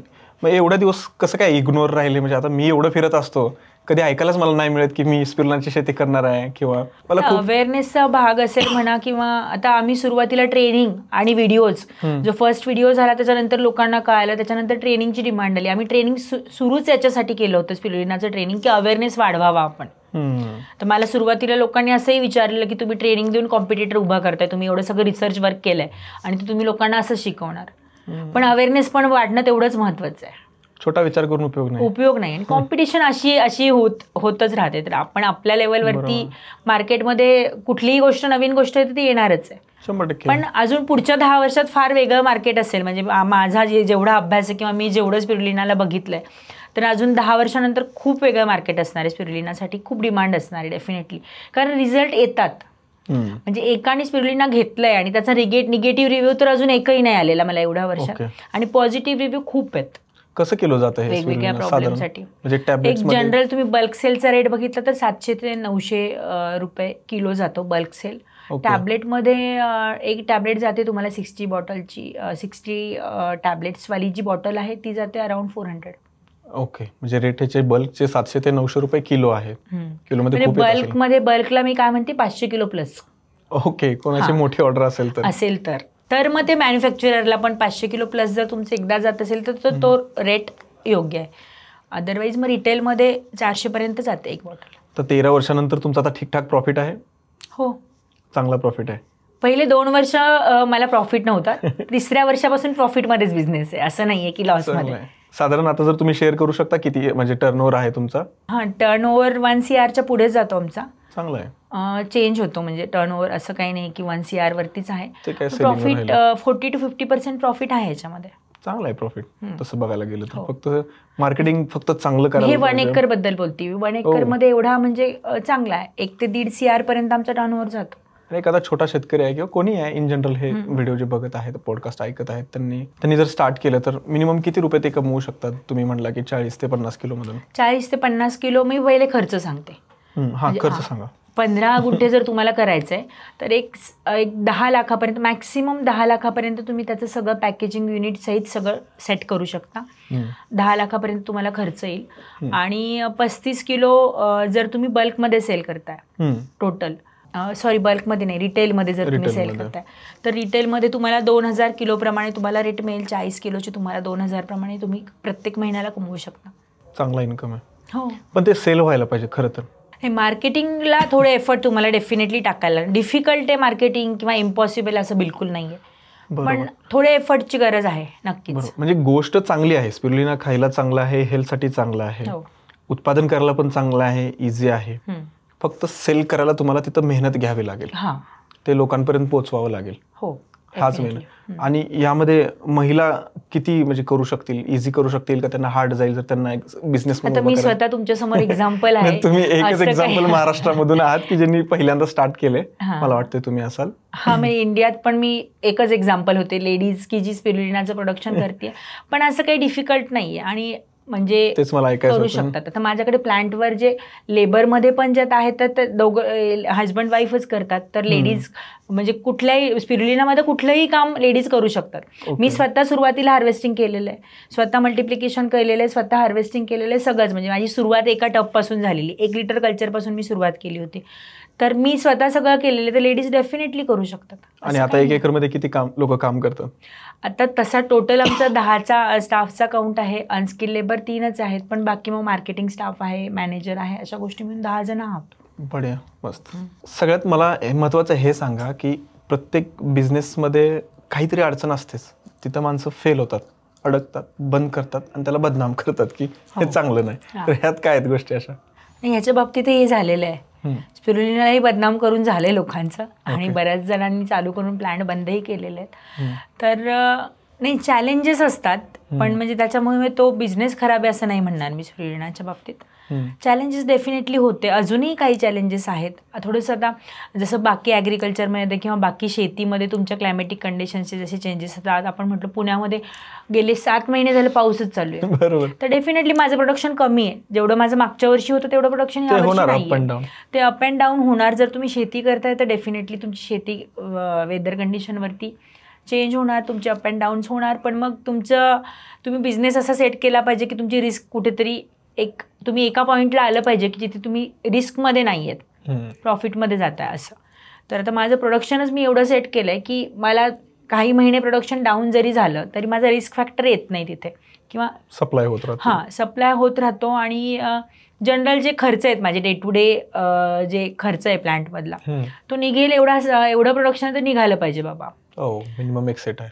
म्हणजे हा मिनिमम एक सेट आहे की माझं एवढं प्रोडक्शन, काही वेदर कंडिशन किंवा काही चेंज झालं तरी एवढं प्रोडक्शन निघतंय की मला घरातून प्लांटमध्ये पैसे नाही टाकावे लागणार. बरोबर. म्हणजे हे कुठल्याही बिझनेससाठी मी सांगेल की हे तुम्ही सेट करून ठेवलं पाहिजे. बिझनेस कुठलाही जेव्हा तुम्ही वाढवताय तर मग तुमचं बंद करण्याची वेळ किंवा रिस्क किंवा ते जे तुम्ही म्हणतो की कोलॅप्स झाला बिझनेस आणि मग तो बिझनेसला बदनाम करायचं की हे चांगलं नाहीये, ही वेळ नाही येणार. त्या स्टेजला यायला डेफिनेटली तुम्हाला स्ट्रगल करावं लागणार आहे सुरुवातीला, पण त्या स्टेजपर्यंत आणून ठेवावं बिझनेस. टाइम द्यावा लागणार, काही रिसर्च करायला लागेल, काही चेंजेस करावे लागतील तुमच्या मेथडमध्ये. तुम्ही जे काही करताय किंवा तुम्ही जे काही बनवताय किंवा तुमच्या चुका कुठे होत आहेत हे शोधलं पाहिजे सगळ्यात पहिल्यांदा. कोणताही बिझनेस असेल हे जनरलाइज स्टेटमेंट आहे. म्हणजे माझ्या बिझनेसमध्ये मी तेच केलं ना. नव्हता होत मला 2 वर्ष बेनिफिट, पण मी शोधलं की बाबा इथे कुठे कुठे चुका होत आहेत, कुठे कुठे माझा लॉस होतोय आणि कुठे कुठे मी काय काय बदल करू शकते, काय काय ऍडव्हान्स करू शकते. हाय रिस्क म्हणजे प्रोडक्शन कमी झालं तर रिस्क आहे जास्त. म्हणजे तुम्ही म्हणता क्लायमेट किंवा जनरल शेतीला जे असते की प्रोडक्शन कमी झालं ही सगळ्यात मोठी आणि पहिली रिस्क आहे की जिला आपण कंट्रोल करू शकत नाही. बाकी गोष्टी तुम्ही कंट्रोल करू शकता. वेदर कंडिशन, क्लायमेटिक चेंजेस तुम्ही तुमच्या कंट्रोलमध्ये नाहीये ती गोष्ट, तर त्याच्यासाठी तुम्ही तयार असलं पाहिजे. एक प्रश्न मगाशी राहिला, माझ्या डोक्यात आला होता की तुम्ही म्हणला की नायट्रोजन, फॉस्फरस, पोटॅश हे प्रायमरी न्यूट्रिशन आहे पिकाचं, जे की सगळ्या शेतकऱ्यांना माहीतच आहे. तर याचं प्रमाण किती असतं, म्हणजे जास्त टाकायचं असतं का मापात टाकायचं असतं का? त्याच्या पर किलो प्रमाणे त्याचं एक रेशो ठरलेला आहे, त्या प्रमाणात आपण त्याला एनपीके. ते त्यांचे खाद्य, ते त्याचं खाद्य. हो, बाकीचं काही नाही, मायक्रोन्युट्रिएंट्स वगैरे काय लागत नाही. मायक्रोन्युट्रिएंट्स त्याला लागत नाहीत, कारण म्हणजे जनरली तुमच्या पाण्यामध्ये जे मायक्रोन्युट्रिएंट्स असतात तेवढे त्याला सफिशियंट होतात. आणि आपण CO2 साठी मी जे सांगितलं ते एक लागतं तुम्हाला, कारण बिकॉज त्याला CO2 ची रिक्वायरमेंट जास्त आहे ॲज ए प्लांट सोर्स आहे. तर पाण्यामध्ये तेवढा जास्त CO2 नाहीये, म्हणून आपण सोडियम बायकार्बोनेट टाकून त्याला थोडंसं CO2 ॲजिटेशनमधून जनरेट करून देतो. अजून एक गोष्ट तुम्ही बोलला की ॲनिमल फीड, मला यासाठी विचारायचं आहे कारण डेअरी, पोल्ट्री शेतकरी खूप करत आहेत आता. याच्यामध्ये एक्झॅक्टली कुठं वापरलं जातं हे? औषध म्हणून वापरलं जातं का न्यूट्रिशन म्हणून? डेफिनेटली हे औषध म्हणून कुठेच वापरलं जात नाही, हे फूड सप्लिमेंट आहे. तर हे सप्लिमेंट म्हणूनच वापरलं जातं. पण आता ॲनिमल हजबंड्रीमध्ये म्हणाल किंवा डेअरीमध्ये तुम्ही म्हणाल तर काय होतं, तुम्हाला औषधाची गरज कमी पडेल जर तुम्ही स्पिरुलिना डेली ॲड करता, कारण हे सप्लिमेंट आहे. तर त्याच्यामध्ये पहिलं ॲनिमलमध्ये तुम्हाला डॉक्टरची रिक्वायरमेंट कमी होते. जसं माणसांमध्ये आजार कमी होतात तुम्हाला न्यूट्रिशन प्रॉपर मिळाल्यावर, सेम ॲनिमलमध्ये होतं. तुम्हाला जर प्रॉपर न्यूट्रिशन मिळालं तर आजारी पडण्याचे किंवा ॲनिमलचे जे तुम्हाला बऱ्याचसे जे करतात डेअरी फार्मिंग त्यांना माहिती आहे की डेली तो खर्च पण खूप जास्त आहे. डॉक्टरचा खर्च जो आहे ॲनिमलच्या मागे तो पण खूप जास्त आहे, तर तो डेफिनेटली कमी होतो. दुसरं, मिल्कच्या क्वालिटीमध्ये फरक होतो. तुमचं फॅट पर्सेंट जास्त येतं, मिल्कची क्वालिटी चांगली येते आणि मिल्कची क्वांटिटी पण वाढते. ॲनिमल फीडमध्ये किती प्रमाण असतं? ॲनिमल फीडमध्ये आता एक्झॅक्ट ते बॉडी वेट प्रमाणे प्रपोर्शन असतं त्याचं, तर प्रमाणाचा तो एक वेगळा चार्टच आहे. तो आय थिंक म्हणजे तो एक डिटेल आपण डिस्कस करू शकतो. काही अडचण नाही. मी डेअरीबद्दल सांगितलं तर पोल्ट्रीमध्ये जर तुम्ही बघाल तर पोल्ट्रीमध्ये मॉर्टॅलिटी हा खूप मोठा इश्यू आहे. खूप मोठं चॅलेंज पोल्ट्रीमधलं आहे की मॉर्टॅलिटी. तुम्ही 10 बर्ड जेव्हा हॅच करता त्यातले 50 जातात आणि 50 राहतात, तर तो इश्यू टॅकल होतो. स्पिरुलिना जर तुम्ही घ्याल तर तुमची मॉर्टॅलिटीचा रेट खूप प्रमाणात कमी होतो. म्हणजे तुमचं जर 50% मॉर्टॅलिटी आहे तर ती 5 to 6% वरच येईल जर तुम्ही रेग्युलरली स्पिरुलिना त्यांना ऍड करताय. पाण्यातून दिलं जातं ते, तर तो एक आहे. आणि दुसरं बर्डचं वेट गेन हा एक मेन हे असतो अच्छा. तर ते आर्टिफिशियल इंजेक्शन वगैरे देऊन वेट गेन केल्यापेक्षा स्पिरुलिनाने जर वेट गेन केलं तर तुम्ही काहीतरी हेल्दी पण देताय मार्केटमध्ये. कारण आपण आजकाल बघतोय की हा बिझनेस असा झालाय पोल्ट्रीचा की इंजेक्शन देऊन बर्डचं वेट वाढवलं जातं आणि त्याचा परत ॲनिमल ह्युमन बॉडीवरती परत त्याचे साईड इफेक्ट्स येतात. ऍक्च्युली हे पण मिथ आहे, कारण की कोंबड्यांना जे इंजेक्शन दिलं जातं ते असतं लासोटा, गंबोरा, अँटीबायोटिक्स जे लावलं जातं त्यासाठी, पण ते ऍक्च्युली मार्केटमध्ये माहितच नाहीये लोकांना ही गोष्ट. नाही, अँटीबायोटिकची तर असतातच, ते तर ॲनिमलमध्ये पण असतात, पण वेट गेनसाठी पण आर्टिफिशियल जसं क्रॉपमध्ये होतं ग्रोथ रेग्युलेटर्स वगैरे ऍड करतात. बरोबर. ग्रोथ म्हणजे नॅचरल ग्रोथ न ठेवता ग्रोथ रेग्युलेटर काय, निसर्गाने जी ग्रोथ होणार आहे ती तुम्ही तुमच्या हातात घेता. थोडी ऍड करतो त्यात आपण. हा, बरोबर. अशा गोष्टी होतात म्हणजे बऱ्याचशा ह्याच्यामध्ये. तर ते एक होईल. दुसरं फिशमध्ये पण वापरलं जातं ऑर्नामेंटल फिश जे असतात, डेकोरेशनसाठी आजकाल फिश ठेवणं हा खूप मोठा, फिश बाउल ठेवणे किंवा फिश टँक ठेवणे, तर त्याच्यामध्ये मग त्या फिशचं प्रपोर्शनेट वेट आणि त्याच्यावरती जो ग्लॉस येतो तर स्पिरुलिना दिल्यानंतर तो मेंटेन राहतो, म्हणून त्याच्यामध्ये स्पिरुलिना वापरले जातं. टर्टल फीड, आजकाल टर्टल घरात ठेवण्याचं पण खूप फॅशन आहे, तर टर्टल फीडमध्ये डेफिनेटली स्पिरुलिना असतं. दुसरं पर्ल फार्मिंग एक आहे. पर्ल जे आर्टिफिशियली पर्ल ग्रो करतात, तर पर्ल फक्त स्पिरुलिनाच खातं, त्याला दुसरी कुठली अल्गी पण चालत नाही. तर जे पर्ल फार्मिंग करतात त्यांना स्पिरुलिना रिक्वायर्डच आहे. पर्ल फार्मिंग जे करतात त्यांच्यासोबत मी एक व्हिडिओ पण केला होता, ते पण बोलले होते असे स्पिरुलिना लागतं त्याला. दुसरी गोष्ट अजून अशी की तुम्ही काही असे म्हणजे रिसर्च केलाय का, की तुमच्याकडे काय असं प्रूव्हन डेटा आहे का, की अभ्यास करताय का तुम्ही की हे न्यूट्रिशन आम्ही दिलं म्हणजे सप्लिमेंट स्पिरुलिनाचे हे रिझल्ट आम्हाला आले? आता ह्याच्यामध्ये आम्ही एक ट्रायल केली होती माल न्यूट्रिशनसाठी. माल न्यूट्रिशनसाठी स्पिरुलिनाचे खूप छान रिझल्ट आहेत. जसं म्हटलं आपण आधीच की ह्युमन बॉडीला 99% न्यूट्रिएंट आहेत. जिथे न्यूट्रिएंट, माल नरिशमेंट इज काय, माल नरिशमेंट म्हणजे तुम्हाला प्रॉपर तुमच्या बॉडीला न्यूट्रिएंट मिळत नाहीत. बरोबर. तर ते न्यूट्रिएंट तुम्हाला स्पिरुलिनामधून डेफिनेटली मिळतात. एक NGO आहे ज्याच्याकडे आम्ही माल नरिशमेंटसाठी त्यांना स्पिरुलिना दिलं होतं. श्रीगोंद्याला आहे, ते आदिवासी मुलांसाठी काम करतात. 150 ते 200 मुलं त्यांच्याकडे आहेत, राहायला आहेत, एज्युकेशन त्यांचं राहणं वगैरे ते करतात. पारधी समाजाची मुलं आहेत, म्हणजे एक भटका समाज आहे, त्यांचे आई वडील शिक्षणाच्या ह्याच्यापासून खूप लांब होते. तर एक आनंद झेंडे म्हणून आहेत, ते ह्याच्यावरती काम करतात, तर त्यांनी मुलं त्यांच्याकडे राहायला आहेत. तर त्यांना आम्ही ट्रायल म्हणून दिलं होतं, तर त्यांना खूप छान रिझल्ट आले. म्हणजे मी ऑक्टोबर महिन्यात त्यांना नवरात्रीमध्ये दिलं होतं. तर जनरली तो सीझन असतो मुलं जास्त आजारी पडायचा, म्हणजे सीझनच बोलतात त्याला, की ह्या सीझनमध्ये आम्ही डॉक्टरचा सीझन आहे तो बाबा, की डॉक्टरकडे दररोज आम्हाला 10-12 मुलांना घेऊन जावं लागायचं. तर ह्या मागच्या महिनाभरात त्याच्यात फार प्रमाण कमी झालंय. तर तो म्हटला की त्यांच्या तिथला जो अटेंडंट आहे त्याचा मला कॉल आला होता की मागच्या वर्षी मॅडम मी ह्या दिवसामध्ये 10 ते 12 मुलं रोज डॉक्टरकडे घेऊन जायचो, तर ह्या वर्षी काही दिवस मी जातच नाहीये डॉक्टरकडे, एकही मुलगा नाहीये, नाहीतर 1 किंवा 2 मुलांना न्यावं लागतंय. म्हणजे हा इम्युनिटीमध्ये फरक झाला. त्यांची इम्युनिटी इतकी स्ट्रॉंग झाली की त्यांचं आजारी पडण्याचं प्रमाण 1 महिन्याच्या डोसमध्ये चेंज झालं. त्याच्यानंतर आम्ही पुढची तिथे ट्रायल घेतली की त्यातल्या आम्ही 150 मुलांना दिलं होतं, त्यातल्या आम्ही 50 मुलांचं ब्लड टेस्ट केली होती, हिमोग्राम, नॉर्मल हिमोग्रामची टेस्ट केली होती. 1 महिन्यामध्ये सगळ्यांमध्ये हिमोग्लोबिनचं प्रमाण वाढलेलं होतं, सगळ्या मुलांमध्ये. एवढा रिझल्ट आला. त्याच 50 मुलांचा आम्ही कम्प्लीट परत 1 महिन्यानंतर ब्लड टेस्ट केली. तर हे प्रूव्हन रिझल्ट जो मी केला. बाकी क्लिनिकली तसंही रिसर्च स्पिरुलिनावरती चालू आहे. आता कॅन्सरच्या ट्रीटमेंटमध्ये पण बऱ्याचशा प्रमाणात स्पिरुलिना वापरतात. स्पिरुलिनामध्ये अँटी कॅन्सर प्रॉपर्टीज आहे, हे प्रूव्हन आहे. म्हणजे जर तुम्ही स्पिरुलिना खाल तर तुम्ही अँटी कॅन्सरचा मिनिंग मी थोडं एक्सप्लेन करते की अँटी कॅन्सर प्रॉपर्टीज आहेत, याचा अर्थ असा की जर तुम्ही स्पिरुलिना खाल तर तुम्ही कॅन्सरसारख्या आजारांपासून लांब राहाल. पण आता त्याच्या ट्रीटमेंटमध्ये पण स्पिरुलिना वापरण्यावरती रिसर्च चालू आहे. म्हणजे ते अजून क्लिनिकली प्रूव्ह झालेलं नाही आहे, पण रिसर्च डेफिनेटली चालू आहे. तर त्याचे रिझल्ट आहेत, कारण इम्युनिटी कमी होते त्याच्यामध्ये, एनर्जी लेवल फार कमी होतात लोकांच्या ट्रीटमेंटनंतर, तर त्यालाही छान रिझल्ट येतात. एवढ्या सगळ्या गोष्टी आहेत.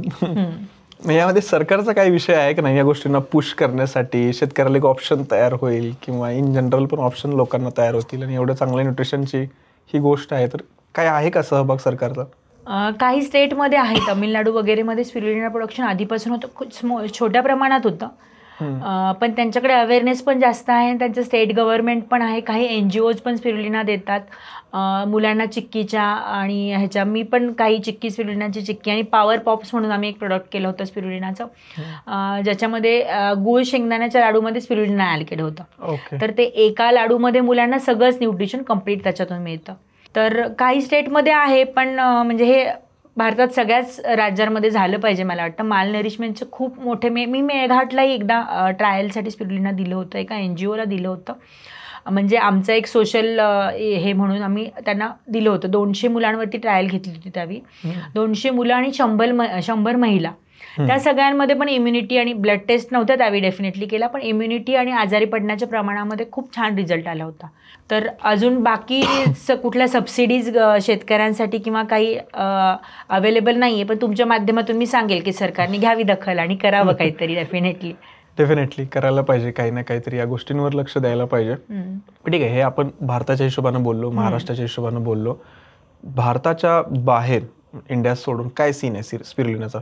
स्पिरुलिनाची जे डेव्हलप्ड कंट्रीज आहेत, USA असेल, अशा कंट्रीजमध्ये फूड सप्लिमेंट, फक्त स्पिरुलिना नाही म्हणत मी, फूड सप्लिमेंटच कन्सेप्ट त्यांच्याकडे फार आधीपासून आहे. कारण आपलं म्हणजे आपण लकी आहोत की आपली क्लायमेटिक कंडिशन अशी आहे की आपल्याला रेग्युलर ॲग्रिकल्चरमधून आपल्याला फूड फ्रेश खायला मिळतं. तर त्यांच्याकडे फ्रेश फूडचा कन्सेप्ट नाही आहे, त्याच्यामुळे डेफिनेटली न्यूट्रिशनली डिफिसिट आहेत आणि पॅकेज फूड जास्त खाणं किंवा ह्या सगळ्या गोष्टींमुळे सप्लिमेंटची रिक्वायरमेंट त्यांना फार लवकर लक्षात आली आणि त्याच्यामुळे ते सप्लिमेंटवरती त्यांच्याकडे आहे, म्हणजे डिमांड आहे. आता काही रेस्टॉरंट असे आहेत फॉरेनमध्ये की जिथे तुम्हाला स्पिरुलिना ॲडेड असं मेनू कार्ड मिळतं वेगळं, स्पिरुलिना ॲड केलेलं. आपण इथे खातो डबल चीज ॲडेड, तसं स्पिरुलिना ॲडेड पण मेनू कार्डमध्ये अवेलेबल आहे. लोकांमध्ये सप्लिमेंटचा अवेअरनेस आहे, बऱ्याचशा देशांमध्ये आहे. आणि दुसरं क्लायमेटिक कंडिशन पाहाल तर त्यांच्याकडे सनलाईट खूप जास्त लागते स्पिरुलिना प्रोडक्शन. जितकी छान सनलाईट तितकं छान प्रोडक्शन. तर आपल्याकडे नॅचरली आपण लकी आहोत की आपल्याकडे खूप चांगल्या प्रमाणात भारतात सगळ्या स्टेटमध्ये सनलाईट अवेलेबल आहे. तर आपल्याकडे प्रोडक्शन चांगलं आहे, पण अवेअरनेस कमी आहे. बाकीच्या देशांमध्ये खूप चांगला अवेअरनेस आहे, खूप चांगला तिथे सेल पण आहे.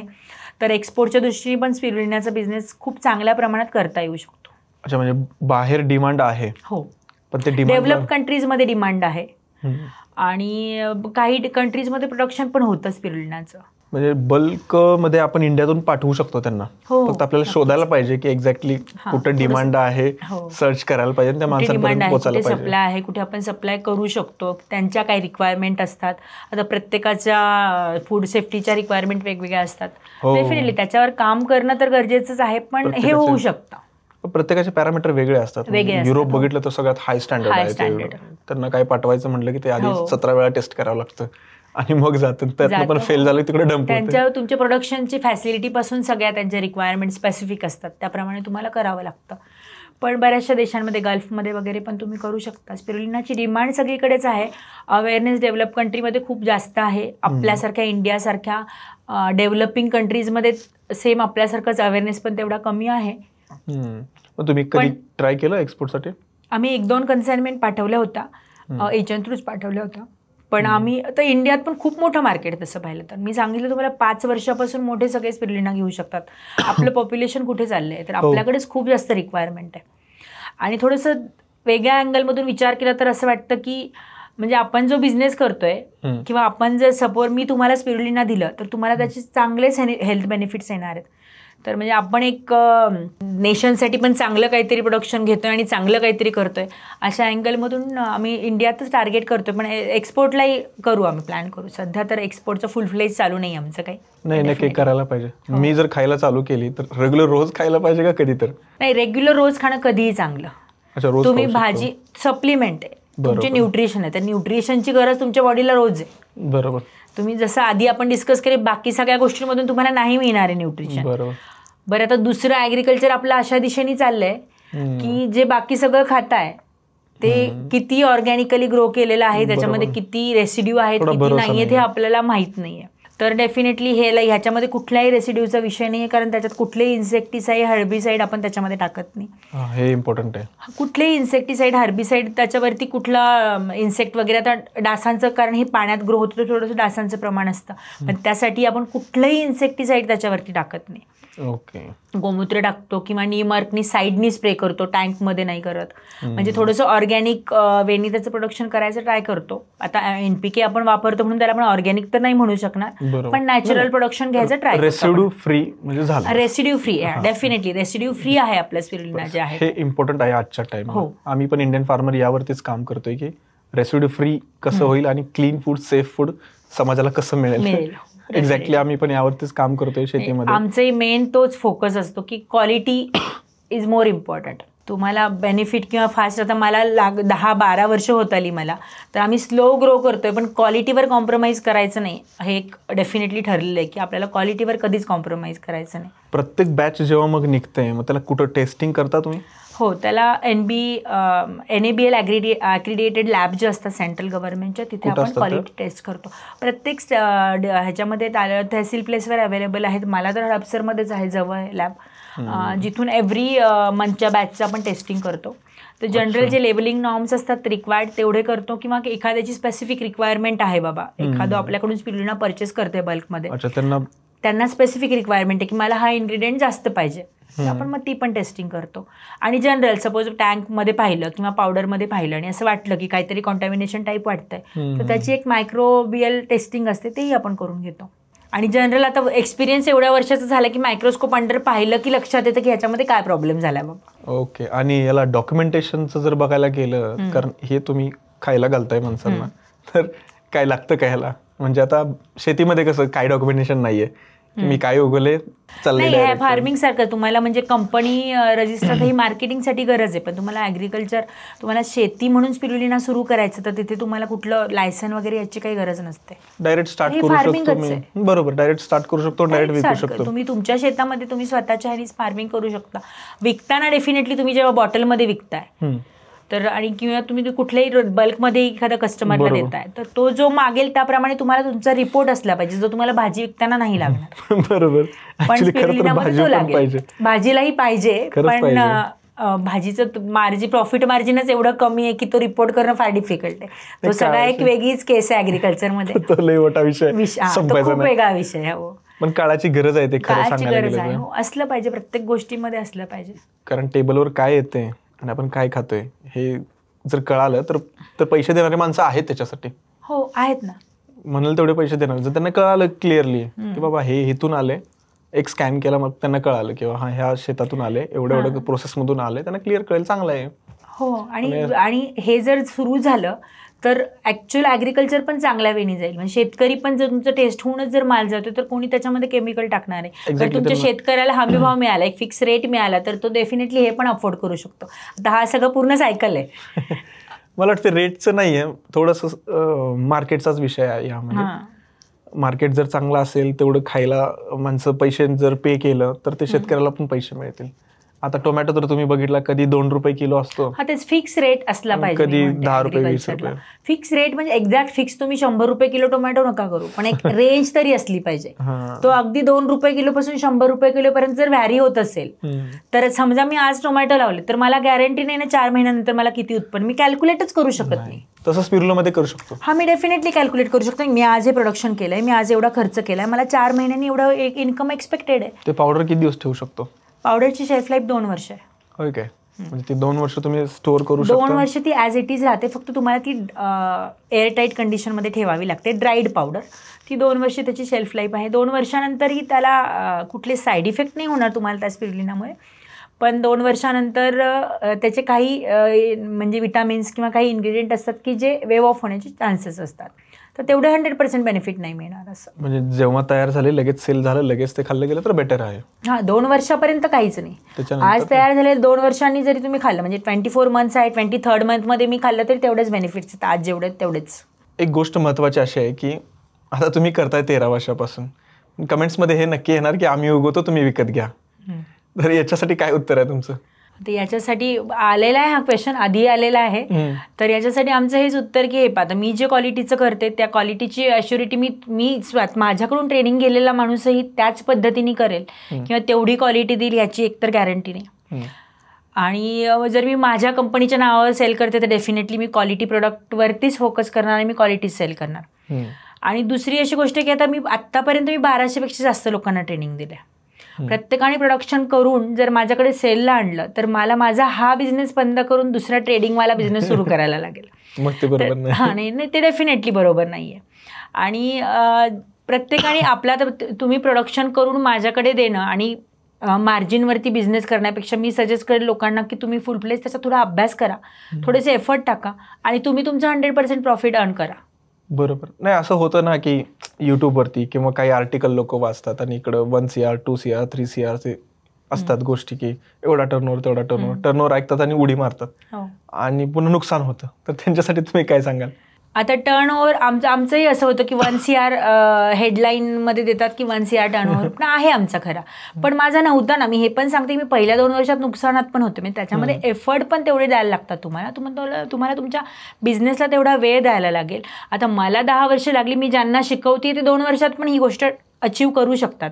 पण डेफिनेटली थोडेसे त्याच्यासाठी तुम्हाला तुमचे एफर्ट टाकायला लागतील, तुम्हाला तुमचे स्किल्स वापरायला लागतील, तुम्हाला तुमची एनर्जी द्यावी लागेल, तर तुम्ही 1 CR अर्न करू शकता. आणि आम्ही कुठलंही फेक हे क्रिएट करत नाही.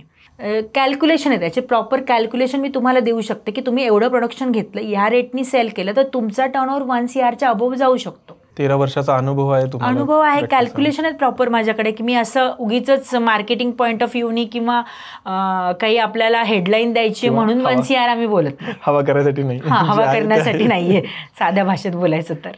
कोण येतं तुमच्याकडे नेमकं शिकायला? म्हणजे स्टुडंट येतात का, वयस्कर लोक येतात का? माझ्याकडे ट्रेनिंगला सगळ्या प्रकारची लोक येतात. माझ्या प्रत्येक बॅचमध्ये 4 ते 5 इंजिनियर असतात. ओके. ज्यांना ॲग्रिकल्चरकडे वळायचे. आजकाल ही खूप चांगली गोष्ट आहे की आजकाल प्रॉपर एज्युकेटेड लोकांना पण ॲग्रिकल्चरमध्ये इंटरेस्ट आहे. की IT प्रोफेशनल येतात आणि त्यांना विचारलं की बाबा तुम्ही IT प्रोफेशनल तुमचा सेट आहे बाबा, तर तुम्ही इकडे का? तर त्यांचं म्हणणं असतं की तिथला जो स्ट्रेस आहे किंवा तिथलं हे त्याच्यापेक्षा मला फार्मिंग बेटर वाटतं, मला फार्मिंगमध्ये यायची इच्छा आहे. बरेच जण यंगस्टर्स असे येतात की ज्यांना बिझनेस करायचा, ज्यांना जॉब करायचा नाही आहे, अशी लोक बरेच असतात. बरेचसे रिटायर्ड लोक पण माझ्याकडे येतात की ज्यांचा जॉब करून झाला आहे, 65 इयर्सचे आहेत आणि आता त्यांना राहिलेल्या वेळेमध्ये स्पिरुलिना फार्मिंग करायचं आहे. आणि ह्या सगळ्या एज ग्रुप, लेडीज बऱ्याचशा असतात, फार्मर असतात माझ्याकडे खूप सारे. महाराष्ट्रातले का महाराष्ट्राच्या बाहेरचे? पूर्ण भारतातून माझ्याकडून आतापर्यंत पूर्ण भारतातून सगळ्या स्टेटमधून लोक येऊन गेलेत. कुठला स्टेट राहिलेला नाही की जिथली लोक ट्रेनिंगला आली नाहीत. इव्हन भारताच्या बाहेरचे पण आली आहेत. म्हणजे चायनामधून काही जण आले होते की जे PhD स्टुडंट होते किंवा बरेचसे कॉलेजेसची वगैरे मुलं पण येतात की मायक्रोबायोलॉजी किंवा बायोटेक्नॉलॉजी जी शिकतायत, ज्यांचं प्रोजेक्ट आहे स्पिरुलिनाचं, ते इन्फॉर्मेशनसाठी येतात. कॅनडाची एक टीम आली होती की ज्यांना प्रॉपर ट्रेनिंग हवं होतं. तर ट्रेनिंगसाठी सगळ्या पूर्ण भारतातून लोक येतात, कारण ट्रेनिंगमध्ये आपण पूर्ण सगळे डिटेल्स त्यांना देतो. पूर्ण प्रॉपर म्हणजे एकदा ट्रेनिंग तुम्ही प्रॉपर व्यवस्थित ट्रेनिंग घेतलं आणि ते तुम्ही व्यवस्थित इम्प्लिमेंट केलं तर ह्याची गॅरंटी की तुम्ही तुमचा प्लॅन उभा करू शकता. सगळ्यात महत्त्वाचं आहे की व्यवस्थित करणे. व्यवस्थित इम्प्लिमेंटेशन खूप महत्त्वाचं. डेडिकेशन पाहिजे. डेडिकेशन पाहिजे कुठल्याही बिझनेसला. स्पिरुलिनासाठीच नाही बोलत आहे मी, तुम्हाला कुठलाही बिझनेस करायचा तर तुमचं 100% डेडिकेशन असलंच पाहिजे. बरोबर आहे. कोणतीही गोष्ट करताना वरवर करून उपयोग नाही. सक्सेस पाहिजे तर डेडिकेशन पाहिजेच. कॅल्क्युलेशन पाहिजे, रिव्हर्स कॅल्क्युलेशन पाहिजे, कुठे विकायचं आपल्याला हे माहित पाहिजे. आम्ही इव्हन तेही शिकवतो. कॅल्क्युलेशन कसं करा तुम्ही कुठल्या एरिया, तुमचा एरिया कुठला आहे, मग तुम्ही किती इन्व्हेस्ट करा, तुम्हाला किती आउटपुट होईल, तुम्ही रिव्हर्स कॅल्क्युलेशन कसे करा, हेही आम्ही त्यांना ट्रेनिंगमध्ये सांगतो. आमचं एक मार्केटिंगचं स्पेशल आमचं 3 तासाचं ट्रेनिंग आम्ही सेपरेट घेतो ट्रेनिंगच्या दिवशी सोडून. किती दिवसाचं ट्रेनिंग आहे तुमचं? आमचं 1 डेचं ट्रेनिंग सेशन असतं, ज्याच्यामध्ये आपण फर्स्ट हाफमध्ये टेक्निकल गोष्टी सगळ्या शिकतो स्पिरुलिनाबद्दल आणि नंतर ऑपरेशनल गोष्टी असतात, ज्याच्यामध्ये टँक कसा बांधायचा, कुठलं मटेरियल वापरायचं, इव्हन वेंडरच्या कॉन्टॅक्ट नंबरपासून आपण सगळे डिटेल त्यांना देतो. हो, एक टेक्निकल सेशन मी घेते. प्रसाद नाईक म्हणून माझे पार्टनर आहेत, ते ऑपरेशनचं सेशन घेतात. प्राची मॅडम आहेत, ते मार्केटिंगचं सेशन घेतात. म्हणजे ज्या फील्डमध्ये एक्सपर्टीज आहेत किंवा आम्ही कंपनीमध्ये जे हँडल करतो तेच त्या गोष्टीचं ट्रेनिंग घेतात. 1 डे मध्ये हे कव्हर होऊन जातं सगळं? 1 डे मध्ये ट्रेनिंग कव्हर होतं. त्याच्यानंतर आपला व्हॉट्सअप ग्रुप असतो जो ऍक्टिव्ह असतो, त्याच्यामध्ये तुम्ही येऊ शकता. त्याच्यानंतर आम्ही इंटर्नशिप देतो फ्री 5 डेजची. ज्यांना ट्रेनिंग घ्यायचंय, ट्रेनिंग घेतलंय ज्यांनी आणि ज्यांना ऍक्च्युअल प्लांट सुरू करायचा आहे, तर ऍक्च्युअल प्लांटवर येऊन तिथे दिवसभर लेबर बरोबर आमच्याबरोबर राहून ते प्रोडक्शन प्रॅक्टिस करू शकतात. भारी. अजून काही राहिले का स्पिरुलिनाबद्दल? स्पिरुलिनाबद्दल बोलायचं म्हटलं तर आपण खूप काही बोलू शकतो. बट भारी वाटलं मला पण असं होतं की डोक्यात की हे खरंच आहे का काय उगाच स्कॅम टाईप आहे असं वाटायचं. म्हणजे कसं आहे आणि बऱ्याच लोकांचा आहे हा कन्सेप्ट आहे, म्हणूनच तुम्ही आजचे जे क्वेश्चन केले ना ते चांगले झाले की बऱ्याच आय थिंक लोकांना क्लिअर होईल की हे स्कॅम नाहीये किंवा हे खरंच होऊ शकतं. हा, म्हणजे ते क्लिअर नाही ना कोणती गोष्ट, एंड टू एंड माहित नाहीये, तर मलाच पूर्ण क्लॅरिटी आली. मलाच वाटायचं की आहे का नाही बिझनेस. थोडंसं नॉर्मल ऍग्रिकल्चर पेक्षा टेक्निकल असं तुम्ही म्हणू शकता, थोडंसं टेक्निकल जास्त आहे कम्पेअर टू नॉर्मल ऍग्रिकल्चर. पण हे कुठलं रॉकेट सायन्स नाही, जनरल कोणीही करू शकतं. ह्याला काही तुमची एज्युकेशनची रिक्वायरमेंट नाही, तुम्ही एवढेच एज्युकेटेड पाहिजे किंवा काय असं काहीही नाही आहे. फक्त थोडंसं लक्ष देऊन आणि थोडंसं डेडिकेशननी केलं तर डेफिनेटली होण्यासारखं आहे. थँक्यू. काही एखादा असा मेसेज जो तुम्ही सांगणार असाल तर, जो इम्पॉर्टंट आहे ॲज अ बिझनेस किंवा तुमच्या पॉईंट ऑफ व्ह्यूनं? मेसेज द्यायचं म्हटलं तर असंच देईल की म्हणजे तुम्ही कुठलाही बिझनेस करा, एकतर 100% तुम्ही क्वालिटी प्रोडक्ट द्या. बिझनेस असा करा की तुम्ही जे लोकांना देताय किंवा तुमचा जो प्रोडक्ट आहे त्याच्यापासून तुमच्या सोसायटीला किंवा तुम्ही कन्झम्पशनचं काही ह्युमन कन्झम्पशनचं कुठलं प्रोडक्ट सेल करत असाल तर त्याला हार्म होणार नाही. दुसरा, आता मी जो बिझनेस करते त्याच्यात माझा हा पण पॉईंट ऑफ व्ह्यू आहे की एन्व्हायरमेंटला कुठल्याही प्रकारे हार्म होत नाही आमच्या बिझनेसमधून. आम्ही कुठलाही पोल्युशन करत नाही, कुठल्याही प्रकारचं हे करत नाही. दुसरं, कुठलाही स्पिरुलिनाच नाही, कुठलाही बिझनेस करत असाल तर तुम्ही तुमचे 100% एफर्ट द्या, थोडंसं डेडिकेशन द्या आणि तुमच्या बिझनेसला ग्रो व्हायला वेळ द्या, डेफिनेटली सक्सेस मिळेल. थँक्यू. आभारी आहे, तुम्ही वेळेत वेळ काढून आलात. खूप चांगली माहिती तुम्ही आज दिली. थँक्यू. तुम्ही तुमच्या प्लॅटफॉर्मवर स्पिरुलिनाबद्दल थोडी वेगळी माहिती आज आपण देऊ शकलो. थँक्यू. मित्रांनो, मला वाटतं की बऱ्यापैकी तुम्हाला आता स्पिरुलिनाची आयडिया आली असेल. अजून पण तुम्हाला जर वाटते काय कन्फ्युजन आहे तर कमेंट सेक्शनमध्ये तुम्ही टाका. आम्ही आमच्या हिंदी चॅनलवरती यांच्या फार्मवरती जाऊन डिटेल व्हिडिओ अजून करू शकतो. तर कमेंट बॉक्स मोकळा आहे, फटाफट जाऊन कमेंट करा आणि सबस्क्राईब करायला विसरू नका. आणि कसा वाटला हा एपिसोड मातीवरचा नक्की सांगा.